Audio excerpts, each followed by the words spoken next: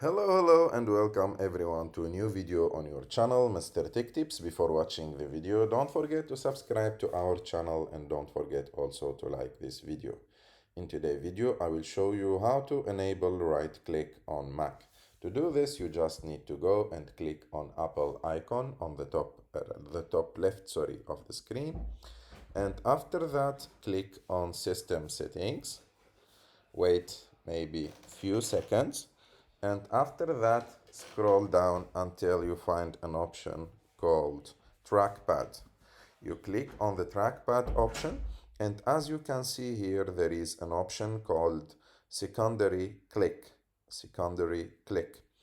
You just need to click on it and make it to click in bottom right corner.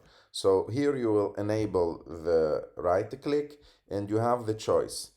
If you want it when the right click when you click with two fingers, or like the Windows when you click in bottom right corner or click in bottom left corner. So it's up to you. You can choose whatever you want and just activate it, and like that you will activate the right click on your MacBook. I hope that you like this video. If you like this video, don't forget to subscribe to our channel, to like this video, and see you in the next one.